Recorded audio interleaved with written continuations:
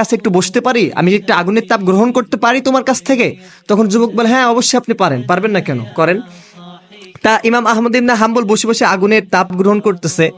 এখন উনি একটা জিনিস ফলো করে, সে জিনিসটা হলো, ওই যুবক, যে যুবক হোটেলের মালিক, তিনি রুটি বানায় আর বলে আস্তাগফিরুল্লাহ। তিনি যখন রুটি কাউকে দেয় প্লেটে করে, তখনও বলে আস্তাগফিরুল্লাহ। যখন তিনি টাকার লেনদেন করে, তখনও বলে আস্তাগফিরুল্লাহ। মানে এরা সমস্ত কাজে আস্তাগফিরুল্লাহ। রুটি বানায় তো আস্তাগফিরুল্লাহ, রুটি যখন সেকে তখনও আস্তাগফিরুল্লাহ, যখন টাকা লেনদেন করে তখনও আস্তাগফিরুল্লাহ। তো ইমাম আহমদ ইবনে হাম্বল কি ব্যাপার, আস্তাগফিরুল্লাহ আস্তাগফিরুল্লাহ বলে কে? এখন একটা সময় ওই যুবককে প্রশ্ন করতেছে, হে যুবক, তুমি প্রত্যেকটা সময় কেন আস্তাগফিরুল্লাহ আস্তাগফিরুল্লাহ বলো, এর কারণটা কি? তখন ওই যুবক বলে, দেখেন, এই আস্তাগফিরুল্লাহর আমল করাতে আজ পর্যন্ত আমি আল্লাহ পাক রব্বুল আলামিনের কাছে যত দোয়া করছি, আল্লাহ আমার সমস্ত দোয়া কবুল করছে, একটা দোয়া ব্যতীত সমস্ত দোয়া কবুল